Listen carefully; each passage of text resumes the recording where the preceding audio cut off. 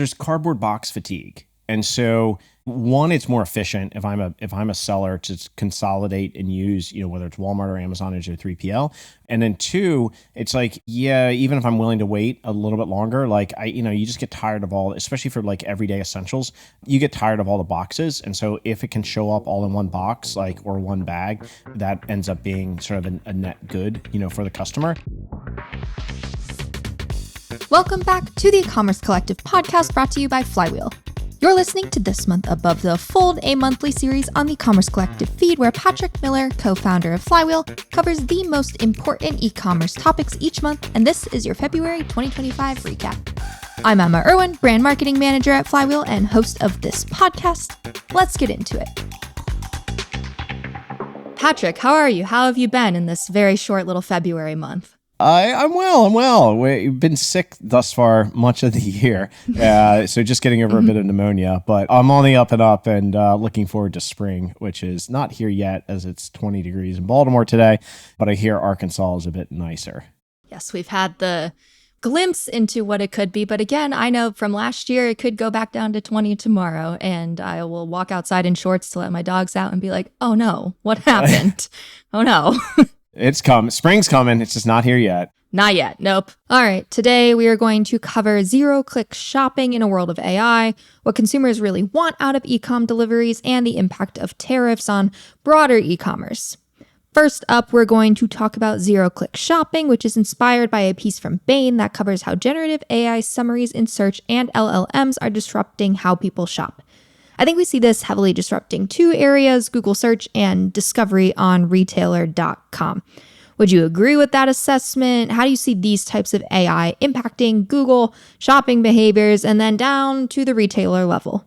So I think for Google, it's especially acute in the sense that if there is zero click, if there's a summary, one, there's a marginal computational cost of the LLM after, post query, whereas there's basically no, marginal cost to serve up a SERP. And so there's increased cost, and then there's decreased revenue because a customer is not clicking on an ad on the search results. And then there's also decreased revenue in the sense that the customer is not going to a publisher where Google's DSP could be serving display ads. And so this is a tough one for Google because it's increased costs and it's decreased revenue 2 times. And so to me, this is then sort of an opportunity for everybody else.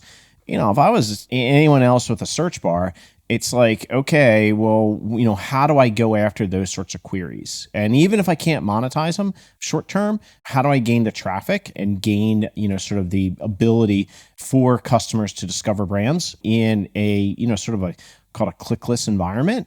And so to me, and oh, by the way, also that just means also the publishers become starved because then they don't get the traffic. And so Amazon announcing, I don't know, a few weeks ago that, hey, they're allowing brands to send traffic, from Amazon, to, brand.com. And it's not an ad, they're just sending traffic. And so my mind, they're reading the tea leaves that publishers and D2Cs are getting, sometimes starved. And if they can then be a source of traffic, well, that's then a, sort of more offense on Google. So I find myself personally using them all the time in the little snippets. I think it works incredibly well. It's just incredibly disruptive to Google's revenue model. For sure. I the number of times I've actually found the information I'm looking for, and okay, I'll click into some of the links that the Gen AI summary gives me when I search for something on Google. Just if there's ever information that I'm like, is that really true? I'll go and click the different individual links. But it's crazy how I don't have to go and then click into every single article to find the information for very simple things. And the websites suck. Yeah, they do. They're so frequently they're awful, and they're because you can see how they're just trying to monetize it left, right, and center. And so to me, it's sort of what is a quality publisher? Who do I trust? Who do I care about? And they're the ones I'm going to go to. And increasingly, it's it's just I don't know, I sound like an old man on a rocking chair, but the surprise and delight of the open web, it's just nah, it just sucks. The frequency, I hit a website that's not just loaded down, slows my computer down, a gazillion ads, can't find what I'm looking for. To me, it's this can't come soon enough. I don't know. But oh, by the way, publishers that have unique content are still extremely valuable. It's, they're the ones that you want to go to, that build a relationship with, you want to spend time, on. These commodity ones that are just like throwing garbage into an LLM and then creating an affiliate link, there's no future to this. And so it's like, it's a lazy arbitrage right now, that can't go away soon enough. Who would be one of those publishers with the really great content that an advertiser actually wants to be serving on? One of my personal favorites is the Wirecutter. And I think the Wirecutter is is the perfect example of a failure by Amazon because it shouldn't exist. And so if Amazon ratings and reviews, for the last decade had been high integrity, the Wirecutter wouldn't exist. But because, there were so many people that were manipulating ratings and reviews, it allowed for a sort of an off-site authoritative voice to be delivered. And I don't know, I bought a waffle maker a couple weeks ago. I'm like, you know what I don't want to do? I don't want to think about a waffle maker. I just want a waffle maker that works. And if I compare what the Wirecutter recommends to what ranks on Amazon, I look at both and I'm like, who do I trust more? I trust the Wirecutter more. That's what I bought. But don't worry, Amazon got an affiliate link. I still use them for the supply chain. But to me, what Rufus is in Gen AI is an opportunity for Amazon to claw back, some of this traffic. And so it's sort of like the low value ARB sites, they're going to go away, whatever. But the higher value ones, they can continue, especially if they're verticalized. And so if it's hey, you're looking for waffle makers for, the 3 and a 4-year-old, can, play with, not get burned or whatever. I don't know. Something a little bit more specialized, that's going to be trickier for Amazon to do, but for, specialized publishers, can work. So yeah, I don't know. I think it's always just fascinating as sort of how are publishers and brands making money across the web, who's influencing it, who's capturing the share over time, and then how do brands then sort of interact, if they're no longer marketing directly to humans, at times they're marketing to LLMs.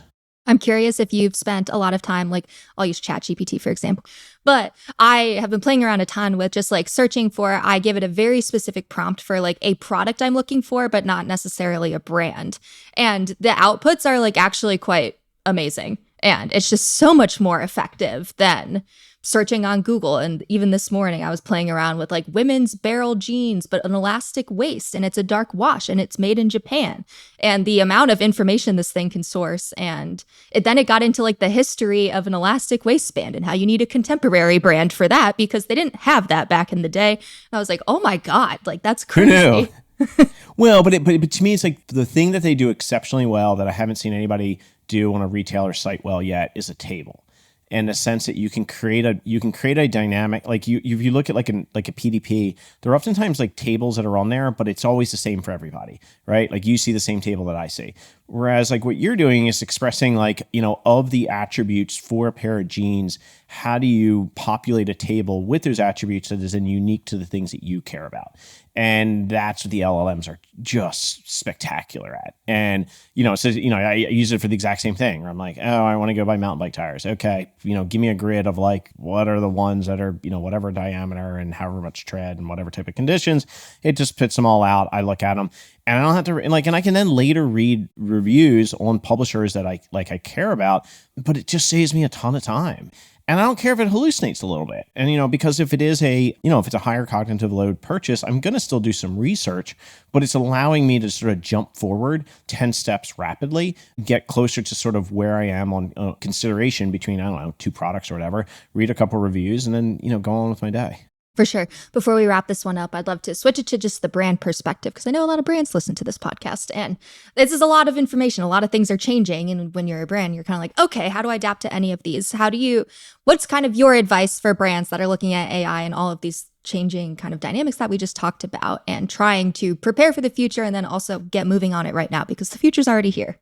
Sure. I mean, some of it's really boring in the sense that a lot of the things that people want in on these tables is things compare the dimensions. My wife and I she was looking to get, she had one of those Dieselgate Volkswagens. And so she's like, I want to get a new station wagon. But the garage at her work is really, really tight. And so she's like, I want a station wagon. I don't want an SUV and I want it to be narrow. And so the thing that she cared the most about, besides it being a hybrid, was that it was that it was narrow because the garage in the hospital is just really tight.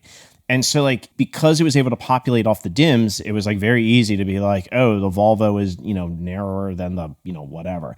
And that then informed the decision. And so getting product detail page, all of the metadata behind the SKU or the ASIN, accurate and consistent is a big one, because you just never know. Like, to your point, like, you're looking for jeans with elastic waistbands. Well, if the PDP doesn't say that the jeans have elastic waistbands, LLM can't find it.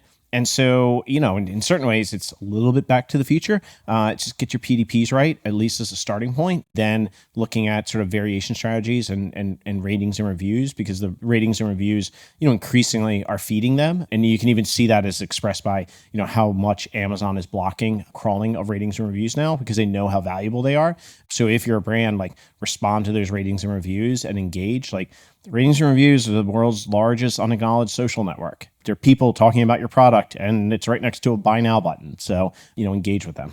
For sure. I'm curious, has your wife purchased the new station wagon yet? Because this is a recurring theme. So I'm wondering. Finally. Yeah. She found, Okay. So then, long story, but this was brilliant of her. She found it used, like a year-old used, so saved a bunch of money.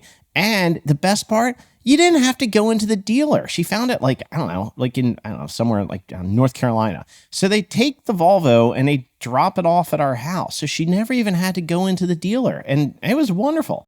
I think we can move on to the next one now, which is what shoppers actually want from e-commerce deliveries. McKinsey surveyed 1,000 consumers and found that while speed has been a priority for years, maybe it's not as much of a priority anymore. Rather, cost of delivery, reliability, flexibility, and sustainability are driving areas of importance in 2025. And Temu obviously was onto this shift right from the beginning there, but what are your thoughts on this and how retailers should react to this information in regards to how they build their logistics models going forward? Yeah, so I would push back a little bit. It's not that speed doesn't matter, it's that speed doesn't always matter. So like you need cough syrup, you need it right now. Like, you're out of diapers, you need it right now. Dinosaur t-shirt, doesn't matter if it takes a week.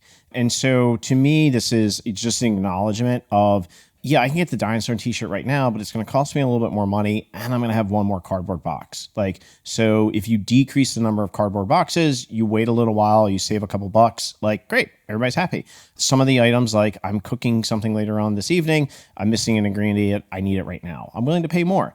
And so to me, it's acknowledging sort of what is the need set of the customer at the time of the purchase, and being able to create a system that is adaptable to that need set.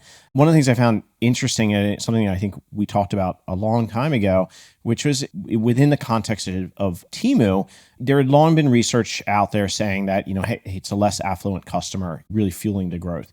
And we had hypothesized that, that this was, actually a rural customer. And this research shows that, and that it is, it's the rurals that are sort of like, they're fine with it taking longer, because it always takes 2 to 3 days. And so if it takes a week, who cares? And also the rurals are the ones that are sort of having sort of decreasing selection via, sort of brick and mortar stores. And so as, sort of if you think about sort of, across the US, like, if it's an economically challenged area and then stores close, customers then have, sort of less selection. They're willing to wait, and they can get a deal. So then they could go over to Temu and wait, and they get all the additional selection, which ends up being sort of a replacement to potentially, dollar class of trade, something more on sort of like on the discovery basis. But anyway, I thought it was fascinating research and affirming to a lot of the things that we've talked about over time. For sure. I'm thinking about, as I was reading through this story this morning, like, let's switch it over to like the seller perspective. And I'm imagining I'm a large seller on Amazon, Walmart, wherever it is. And a big reason why I signed up for like Walmart fulfillment services or fulfilled by Amazon is because of the assistance that provides me in ensuring that like my parcels are delivered at the standard delivery expectations of those shoppers. Do you think that as those kind of delivery expectations sort of change, like that's going to impact how many sellers then take it back and use their own fulfillment networks? No, because there's cardboard box fatigue. Fair. One, it's more efficient if I'm a seller to consolidate and use, whether it's Walmart or Amazon as your 3PL. And then two, it's like, yeah, even if I'm willing to wait a little bit longer, like you just get tired of all, especially for like everyday essentials, you get tired of all the boxes. And so if it can show up all in one box, or one bag, that ends up being sort of a net good, for the customer. So yeah, so I don't see that going away. The one sort of X factor is Shopify and within the D2Cs and Shopify's continued growth. I haven't seen any research on this, but I'm convinced it's because of Apple Pay. The integration there is just, Shopify's headwind has always been a low conversion rate, especially versus an Amazon or a Walmart. But like if the integration with Apple Pay is just amazing. And so, and it's like, it's integrated basically at the operating system level. And, you get alerts, you don't have to type in your password. It's like they just decreased all the friction and made it amazing. But then there's the question of sort of like, how is the thing fulfilled? I have a scary number of texts from Shop Pay that's like, here's your verification code. And all I did was click on the cart and it's like, oh, we'll just put in all your information. I'm like, guys, you made this a little too easy for me. I'm not going to lie. Yeah. And then no, they've Apple come a Pay long right ways. there. Like, and I'm convinced that's what's fueling their growth. Last one up is the impending tariffs. They may or may not happen, but I do think large North American enterprise brands are feeling some concern when we're talking, especially Canada, Mexico tariffs. And then a lot of sellers are also likely concerned about additional tariffs on China. But curious for your thoughts here for how brands should be thinking about this in this uncertainty and not wanting to have to increase end prices to consumers. Yeah. So, I mean, it's there's this big question of like, when is this a negotiating tactic? When is this policy? And, when is it both? So it's a little bit of just acknowledging what you're not in control of and wait and see. So, we'll see. To me, like most consumer brands, they took a lot of price during the pandemic, which is then expressed by inflation. And now they've got a unit challenge. And so, you see sort of, there could be a compounding effect here where, the brands took a bunch of price during COVID. They now have a fatigued consumer and they need to move units and they, got a bunch of gains on a dollar basis, but not a unit basis. Now they need to move units. And so how do you then, sort of, if I'm a brand, how do I solve for that? And, they've been pulling the promo lever for the last couple of years, especially during, sort of holiday and tentpole events. But like, what does everyday value look like going forward? And then how do they get back to sort of, reaching a fatigued consumer in sort of both an inflationary environment, where the cost of eggs is sometimes double digits, and these tariffs, which could create a compounding effect. So to me, like I look at what happens in the markets as, the ultimate feedback loop, which will then drive, sort of my guess is will drive policy decisions. So if the market reacts negatively to any of these policy decisions, I would expect to see some changes, to sort of calm the markets. But I think right now, a lot of it's just wait and see of like, when is this a negotiating ploy and when is this actually policy? Don't think I have any follow-ups on that one. Just curious. I know that things are happening and then I can see in the Slacks that brands are curious. Okay, what if it does happen? Oh, goodness. Well, I mean, I would think about like, if I'm a brand, it's like, the way I would look at it is if I see conversion rate dropping and my units are going down, like what does innovation look like that can have sort of a lower dollar outlay? And so while it's sort of like the slope might not be better, so, sort of the value per each, the cost per each may be higher, but the cash outlay is lower. That becomes easier and easier with more advanced, supply chains, and that, sort of the need for penny profit on a unit level is actually lower because the networks are more efficient. And so you can cover that sort of in e-com, or if it's, sort of, click and collect, it's sort of agnostic. It doesn't matter. But is there a way to sort of almost do reverse innovation and think through like, more sort of value sub brands so that you can protect your premium brand, but create a value offering, especially at certain classes of trade where the consumer may be, more pinched, or even try, sort of listing that on marketplaces and see, I mean, a nice thing with like something like an AMC, you can figure out if you're trading customers down or not.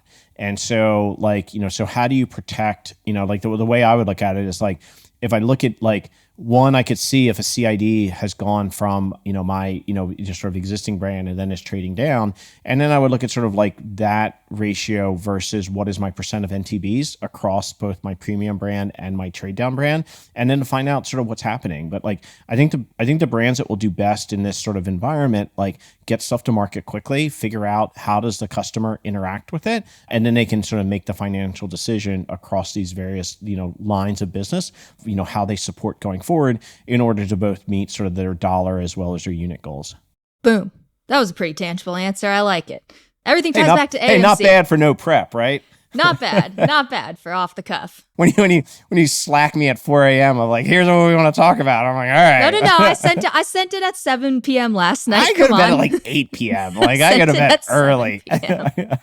I had to wait to see if anything crazy happened over the weekend, and then two stories came in at 4 o'clock in the morning. I wake up early. I take a look at it, and I'm like, all right.